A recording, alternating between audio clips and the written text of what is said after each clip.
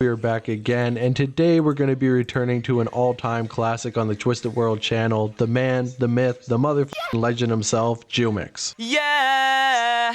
I wish I could date 9-year-olds. Yeah! Now, if you're not familiar with Jumix, I'm really not sure how. After all, he's based.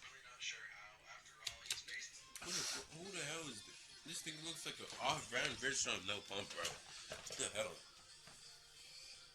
Bro, like, Basically the poster boy for industry plants, as well as being one of those rappers that YouTubers make videos on over and over and over again, rehashing the same old story of his rise and fall. A truly inspiring tale of a kid. damn, he was famous? I thought it was just a random nigga who was just there.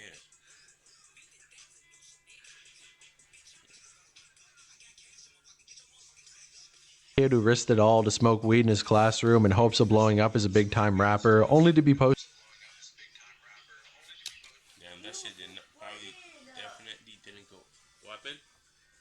Shit definitely didn't work. Posted on No Jumper and get noticed by a mainstream industry label and get picked up overnight. The craziest thing about all of it is that's not even true. For the longest time, people have said that he got picked up by smoking weed in the classroom and getting enough attention that a label would notice him, but in reality, that video was posted in late 2017 and really didn't get that much attention. I mean, don't get me wrong, he was posted on No Jumper, which is pretty cool, that's more than most rappers can say, but it basically only gave him attention for one day's time and it really didn't boost his follower count all that much. It was one of those videos that was like, oh, okay, that's cool, kind of a boot gang type thing, but you forget about it immediately after, you don't go check out the music, and that's not what blew Jumix up. He didn't blow up until an entire year later when his rich parents got him in contact with a record label known as Cortan. And I bet a lot of you are wondering how I even know that he has rich parents. Well, it's because I ended up talking to a couple of his childhood friends, and they said when they would go over to his house, he lived in mansions, so it turns out that even his Oh damn! So like, even though he fell off, he's still good.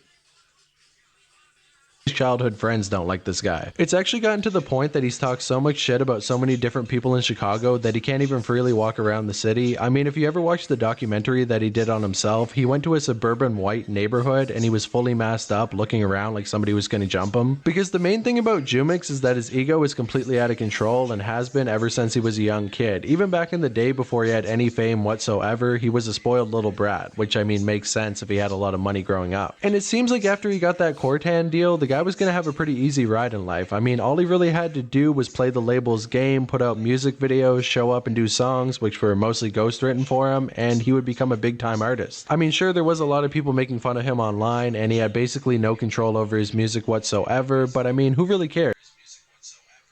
Well, the one, like, real shit, who really cares? You're making fucking 100K more? That's good.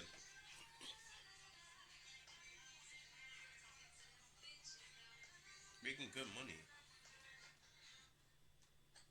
You're making money, you're blowing up, that's all that really matters. But for Jumix, being made fun of is absolutely unacceptable. Even to this day, it's completely unacceptable. Unacceptable! After he ended up getting exposed by Progress in that infamous industry plant video, he couldn't help but comment on it, talk about it on his Snapchat, and basically blow it up even bigger than it already was. When a couple of his rapping friends decided that they're going to cut ties with him, he couldn't simply let them go and decided that he would have to dox their home addresses, which I mean is completely unhinged. That's actually cutting.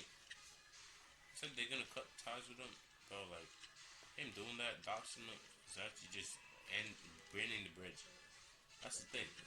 But what do you really expect from Jumix? But I mean, you guys already know all of that. That's basically the Jumix story that's been told for years and years and years until I ended up doing my video this year and talked a little bit more about what he's been doing ever since he fell off. And recently I actually got a little bit more insight to what really tore down Jumix's career behind the scenes, although I feel like that should be its own video because it's a pretty complex story with a lot of players involved and I don't really have a whole lot of evidence to back it up. I only have a couple different accounts from different people. So if you guys are at all interested in seeing that, then definitely let me know in the comments below because it might actually make you feel bad for Jumix, which is something that I never would have expected. But enough about that for right now because I think what everybody's wondering is what has Jumix been up to ever since I made my video? I mean, after all, we had our big blowout, he ended up getting Oh, he's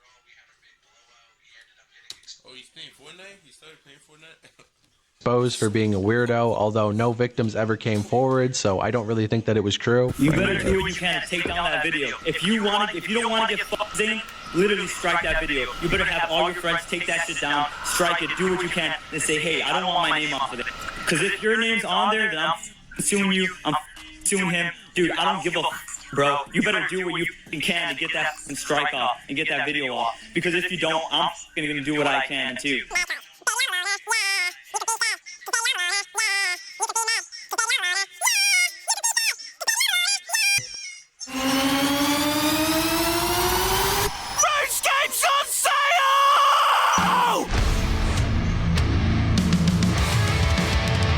So if you want to call.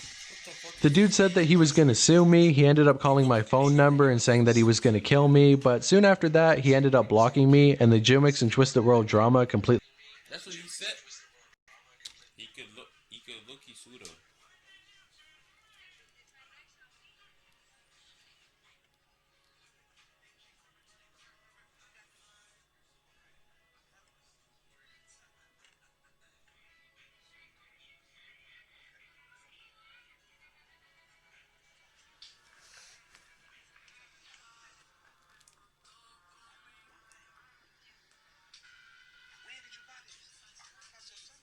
Came to an end. And ever since then, things really haven't gotten a whole lot better for Jumix. He ended up putting out this documentary about his life that was kind of advertised as the never before told story of Jumix that the YouTubers wouldn't be able to know. But the whole thing is basically his dad sitting in a room talking about how when he was a kid he had really low testosterone and they had to give him injections to make sure that he'd be able to walk when he was older. And that's basically it. Found out. I thought he was about to get some Saitama's past story or some shit, bro. Out when Mark was starting school that he was having some difficulties developmentally. He wasn't talking as much as he should have, and we were told that he perhaps wasn't understanding everything that we were saying, and he seemed to have difficulty understanding multi-part questions, and he wasn't growing as fast as some of the children in his grade. So we took him to the doctor under the advisement of a good friend of ours, and the doctor advised, among other things, growth hormones. I mean, I guess that's a never before told story, but that's probably the type of story that you want to keep to yourself. Imagine if they came out with a new documentary about XXXTentacion and they were like, this is the never before told. They were like, oh, he was going through depression, his granny died, some shit like that, and other wild shit pulling up random things. That's gonna feel weird. Like, why the hell do you need this help? Who gives a... Actually, X was Loki. He was Loki. I Loki missed all the songs.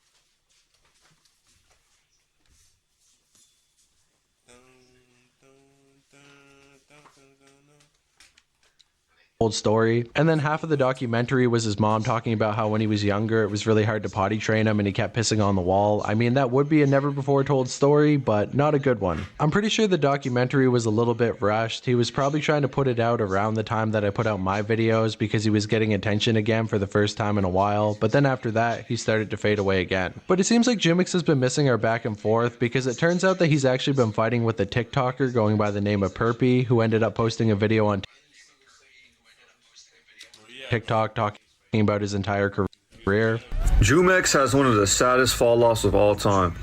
Bro, who remembers back in 2018 when this dude was going crazy? Okay, I don't know why it's showing me the juice, because, bro, this guy's like, oh my lord, this guy is so irrelevant, the juice is more known than him. Jumix basically ended up commenting on it, saying that Perpy made him cry, before then saying that Perpy needed to work at McDonald's, and then Perpy said, you know what, if you really hate me so much, why don't we get on a TikTok live, and if you can make more money than me, I'll send you $100. And apparently Jumix really needed that money because he kept pestering him over and over and over again, which leads me to think that Jumix might be going broke. I mean, the guy has basically had nothing but failed business ventures ever since he... Well, he has his... Since his parents are rich, he can just ask them for money and shit. So he probably gets allowances and shit, like some rich white nigga he got famous. I mean, first of all, he ended up starting up his own clothing brand called Bubblegum Numb, which basically went nowhere. He even tried to sell the entire brand for $30,000 at one point, but I mean, nobody wanted to buy it because it's not popular by any means. After that, he ended up starting up his own recording studio called Cloud Studios. This was basically an old vape shop that he bought in the outskirts of Chicago because apparently he couldn't buy anything in the inner city because people are going to beat him up, and he decided to turn it into a studio where he was going to charge people $150 per hour. But it seems like this shop was way too out of the way for anybody to want to go to for convenience, so really the only reason that you would ever go there is to be recorded by Jumix, which really isn't going to do much for your career. And on top of that, recently he's also been trying to sell mixing and mastering, $150 for Jumix to mix and master your song, which once again, That's a scam, bro. He's gonna fuck up your shit.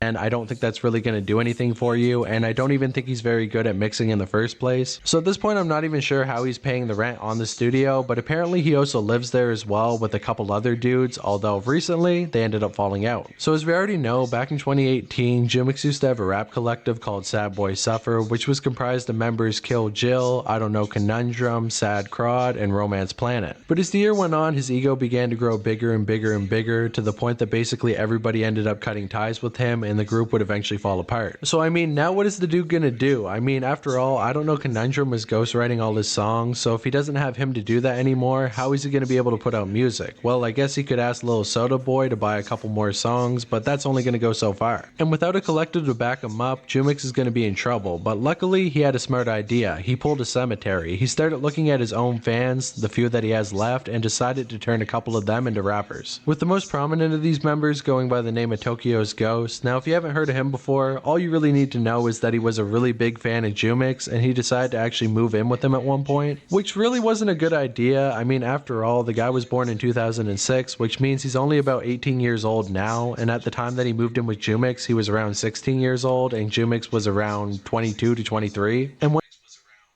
he was living there, Jumix would make him do drugs on live stream, make him drink more than he probably should, and basically destroy the kid's life. Although, I mean, if you're going to be moving in with Jumix, what do you really expect? I believe he even dropped out of school to become a SoundCloud rapper and hang out with Jumix. I'm not really sure though, because he ended up telling me that he still had one more year in school, so maybe he was only going there after school, but either way, the two of them ended up falling out pretty recently. I'm not really sure what happened there. Apparently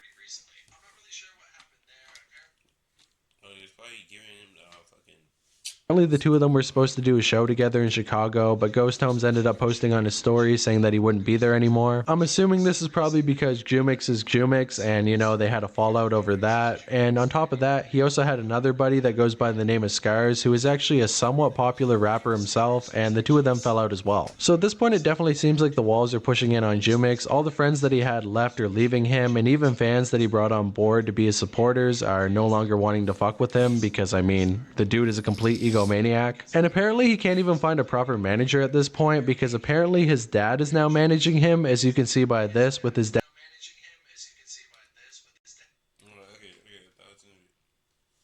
Over 1 million views on YouTube.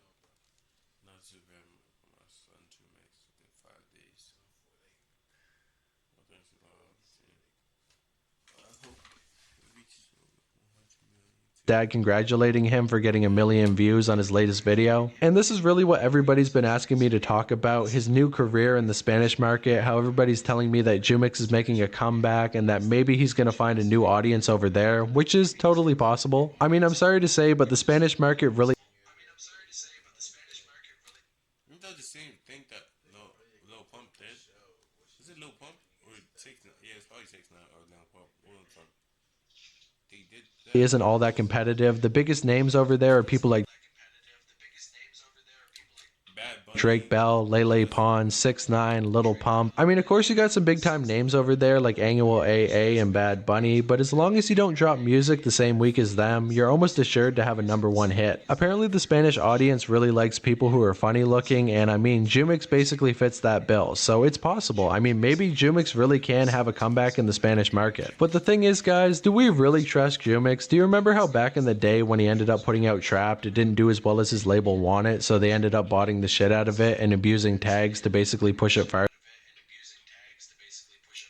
Botting it?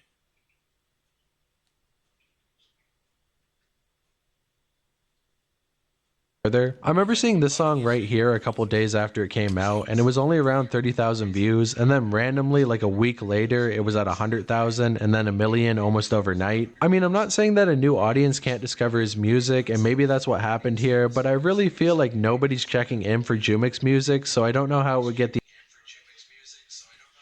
Maybe it got pushed by the algorithm to the people and made it. Boom. initial exposure to be put in the algorithm and shown to the right people. Not to mention his TikToks don't do numbers, he's not really doing all that well on SoundCloud, his Spotify isn't really popping off, so it really only seems like he's pulling views on YouTube, and it's probably fake, let's be honest. I mean, it's possible that the fake views pay the same way that the real ones do, but either way, it seems like cheating, but I mean, Jumix really needs that money at this point. I think the dude's going broke, so we gotta give it to him. And you know how I know this guy is going broke? Because at this point, he's actually trying to charge people to video call him. And on top of that, I also heard a story that he was going to meet up with a fan to, you know, hook up. And apparently Jumix ended up asking the girl for $4,000 to hook up with him, which I mean definitely doesn't seem worth it. I don't think he's this individual thinks he's fucking Chris Brown, bro. God thinks he's Chris Brown. It will low-key do it to Chris Brown, though. all that special, but it's gotten to the point that the dude needs money so bad he's even willing to himself out. Hey man, a bag is a bag, a win is a win, but I mean, dude, if your music's doing well enough, I don't think you're going to be pulling antics like this. And if all of that wasn't bad enough, it also turns out that Jumix recently went to a NASCAR Allo show in Chicago, and apparently he was sitting in the bathroom taking a shit on the toilet, and a couple people pulled up and tried to jump him. Apparently even NASCAR Allo wanted to take a swing at him, and if you're wondering why, it's because Jumix ended up putting out this video right here called Parasite, which is basically a one-to-one parody of NASCAR Allo without any credit to him. I ended up talking to somebody who was actually at the show, and he gave me an account of what really went down, so I'm gonna play that right here. Okay, so it's like it's 3 in the morning at the time I'm recording this, and like, so what fucking happened is that we were at the fucking Chicago show, so we were at the flashback like all the way to like the 17th, but we were at the Chicago show, and fucking I was in the mosh pit just fucking shit up. Watts went in the bathroom. This nigga saw fucking nigga saw a nigga with fucking green hair and shit, like just in the goddamn stall and shit. Motherfucker did like a goddamn, I think he did a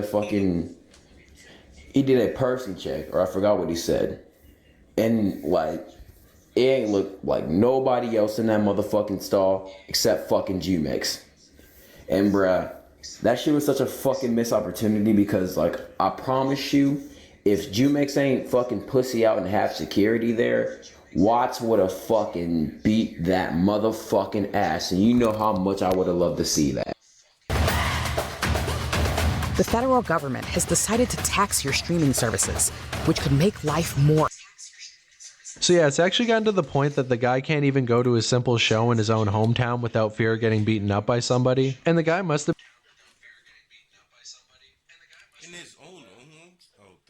been aware of that, because he ended up bringing his own security guard. I mean, imagine getting jumped on the toilet at a NASCAR Allo show. That would almost be poetic. But all I can really... He should dye his hair to a different color. But he's pulling the, what's it called? The floss kid shit. Is he keeping the thing going instead of just making your own personality or continue? Say is that the guy was very lucky that 83 Hades was not there, because if he wanted that booty, he was going to get it by any means necessary. You could have 100 security guards. If 83 Hades wants you, he's going to have you. I'm looking for man's butt. Honestly, bro, not gonna lie, would be kind of a cute couple. But anyways, with all that said, that's basically where Jumix is nowadays. It's really not all that poetic. It's basically the classic rapper fall off, where he's losing more and more money, more and more friends are starting to cut him off because his ego is way too big. He's still fighting with random people online every time they talk shit about him. He's botting views on YouTube to try to make it seem like he hasn't fallen off, but at this point,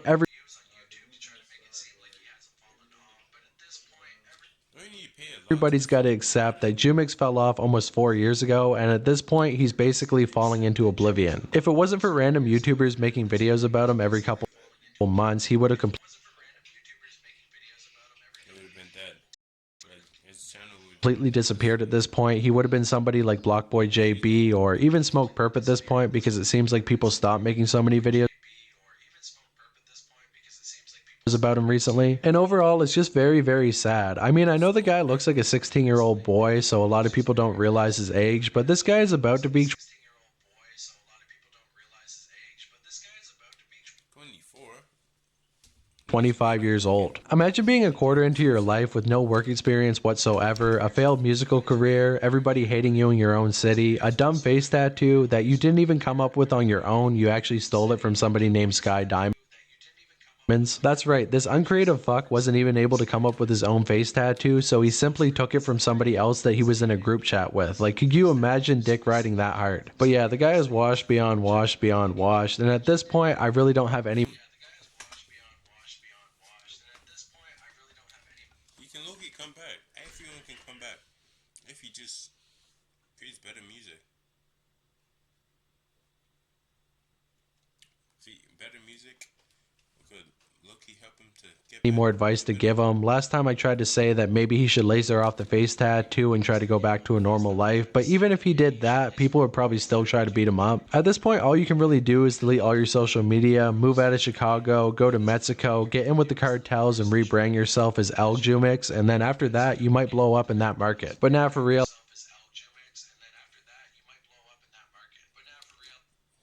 Like he said, fucking LG Max, bro. Big dog. What is very on?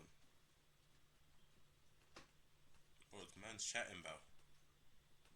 I don't think there's really anything the dude could do to save himself at this point, and the worst part about all of it is you can't even feel bad for him. I mean, I actually do feel bad for people like Smoke Perp, who's completely washed up, his money is drying up by the day, he's heavily Niggas need to start actually learning how to use their money and stuff.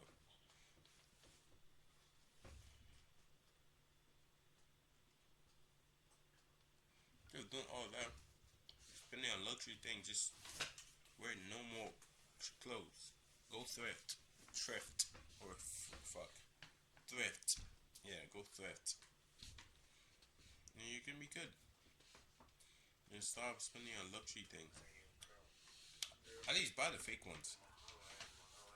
There's just so if you get robbed, just in case you get robbed, you're good. Cause no one knows it's real.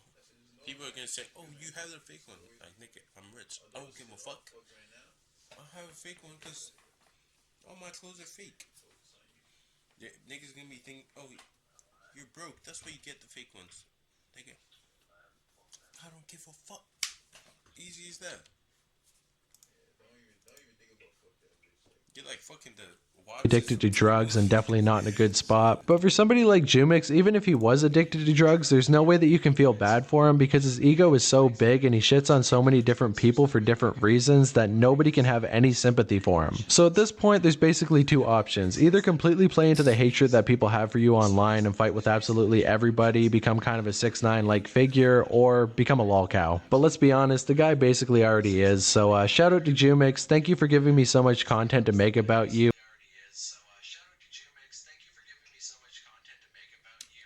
damn, bro.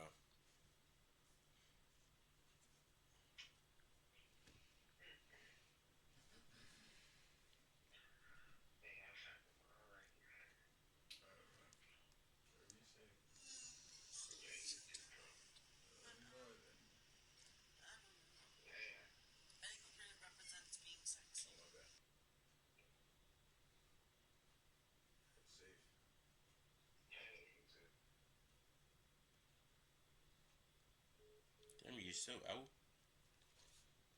It's definitely been fun talking about this dude and looking into his career a little bit deeper, but at this point, I think this might be the last video I ever do on him. I never want to say never, I know people really enjoy it, but at this point, if I'm going to keep making update videos on him, it's going to get sadder and sadder and sadder, and I want you guys to be laughing at these videos, not crying your eyes out thinking, holy shit, what a sad, pathetic excuse for a person. But honestly, if you guys ask for it enough, I might actually do it. I live to please. But anyways, shout out to Knife Gang, subscribe to the channel, we are almost to 20k, I'm almost more relevant than Damn, bro. Hey, man, subscribe to the channel. Subscribe to the channel. And, you know, just actually do Well, you know, well,